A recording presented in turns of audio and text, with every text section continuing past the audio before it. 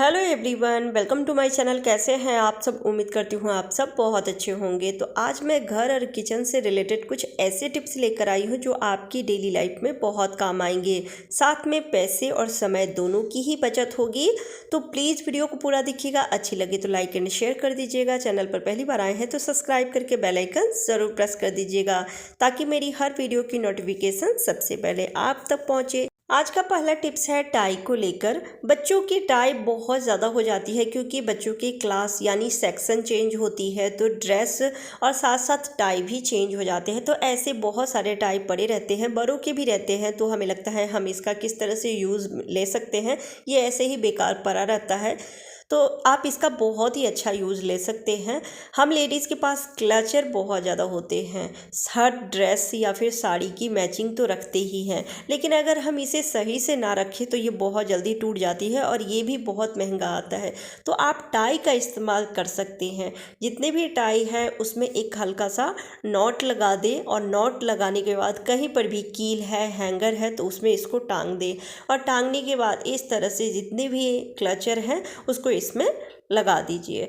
तो इससे क्या होगा कि एक जगह ये टंगा भी रहेगा तो टूटेगा नहीं। और कई बार तो ऐसा होता है कि ना हम इधर उधर रख देते हैं तो गिर जाती है और गिरने के बाद इसकी जो पिन होती है जिससे ये बालों में लगती है ठीक से, तो वो पिन भी निकल जाती है या फिर टूट जाता है।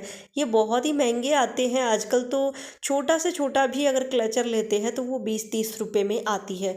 तो अगर ये ख़राब हो जाती है तो पैसे की भी बर्बादी है। तो इस तरह से टाई का यूज़ करके आप इसे सुरक्षित रख सकते हैं। देखने में भी प्यारा लगता है।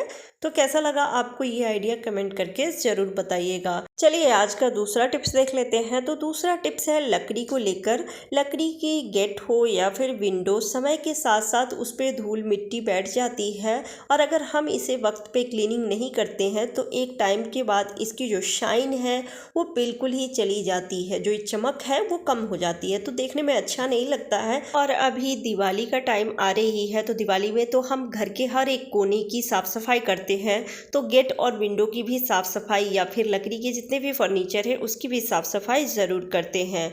तो इसके लिए आज मैं बहुत ही बढ़िया तरीका आपको बताने वाली हूँ जिससे कि लकड़ी के सारे फर्नीचर को और गेट विंडो को भी बहुत अच्छे से साफ कर सकते हैं, जिससे कि पुराने से पुराने गेट और विंडो चमक जाएगी, उसकी जो शाइन है वो वापस आ जाएगी। बहुत ही अच्छा लगता है और इससे लकड़ी की कोई भी फर्नीचर ख़राब भी नहीं होती है। तो हमें ले लेना है एक बाउल और उसमें रखना है आधे ग्लास जितना पानी। मैं यहाँ पे एक गेट को क्लीन करके दिखाने वाली हूँ तो इसके लिए मैं इतना पानी ली हूँ। आप जितने भी कमरे की गेट विंडो की क्लीनिंग करना चाहते हैं उसके हिसाब से पानी ज़्यादा ले लीजिएगा और बाकी की चीज़ें भी ज़्यादा लेनी है। अब इसमें रखी हूँ वाइट विनेगर जो हम चाइनीज़ खाने में रखते हैं, तो वो 1 चम्मच रख लेना है। और 1 चम्मच लेना है सरसों का तेल। यहाँ पे आप सरसों के तेल की जगह पे जैतून का तेल भी ले सकते हैं और इन सारी चीज़ों को अच्छे से मिक्स कर लेना है। तेल मिक्स होने में थोड़ा सा टाइम लेती है तो थोड़ी देर के लिए आप इसे चम्मच से चलाते रहिए तो ये मिक्स हो जाती है। और अब लेना है कॉटन का कोई भी कपड़ा आप ले सकते हैं। मैं यहाँ पे गमछी ली हूँ तो पुराना सही है तो मैं ये ले ली हूँ और इसको डिप कर लेना है पानी में और अब इसे निचोड़ लेना है। पानी बिल्कुल भी नहीं रहना चाहिए कपड़े में, इस बात का ध्यान रखिएगा। अच्छे से निचोड़ लीजिए, बस हल्का सा गीला हो जाए कपड़ा, बस उतना ही।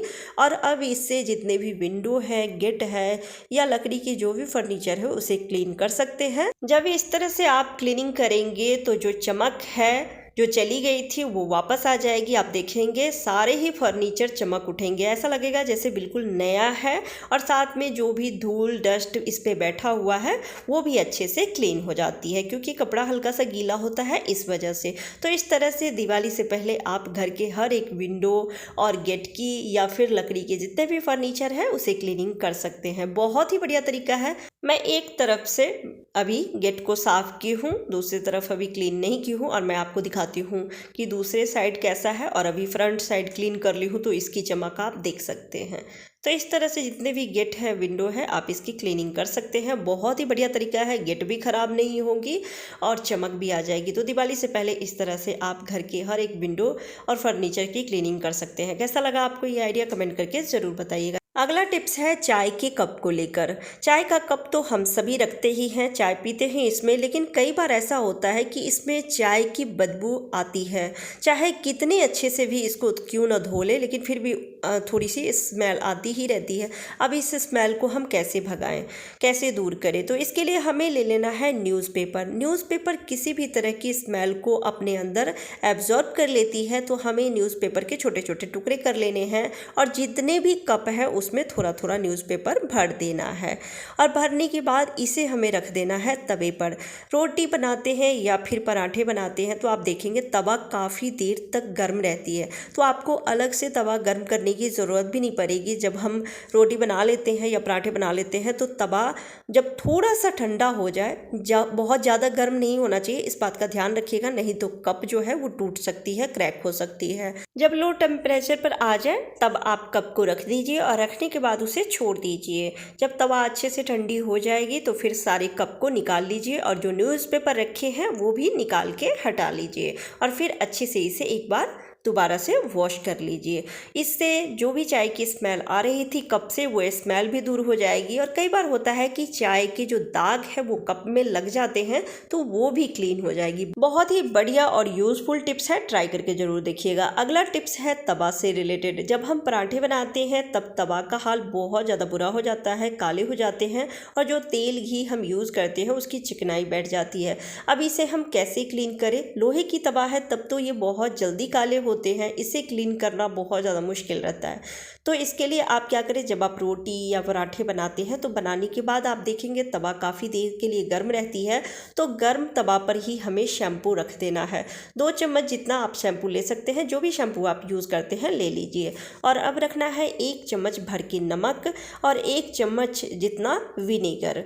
तो वाइट विनेगर जो होता है वो ही लेना है। अगर विनेगर नहीं है तो आप 1 नींबू का जूस भी ले सकते हैं। और तवा गर्म रहे इस बात का जरूर ध्यान रखिएगा और इन सारी चीज़ों को मिक्स कर लीजिए। अच्छे से तवा पर इसको फैला दीजिए और फैलाने के बाद गरम गरम तवा ही हमें साफ़ करना है। इस बात का ध्यान रखिएगा कि तवा ठंडा ना हो पाए। गरम गरम जब तवा हम साफ़ करते हैं ना तो आसानी से जो उसमें चिकनाई बैठ जाती है वो क्लीन होती है। तो इसे क्लीन करने के लिए हमें ले लेना है ताड़ वाली जो आती है स्क्रबर, वो स्टील ब्रश, और साथ में लेना है थोड़ा सा गमले की मिट्टी। वो अगर गमले की मिट्टी नहीं है तो जो पुराना दिया होता है उसे थोड़ा सा क्रश करके पाउडर बना के ले लीजिए, इससे बहुत अच्छे से साफ़ हो जाती है।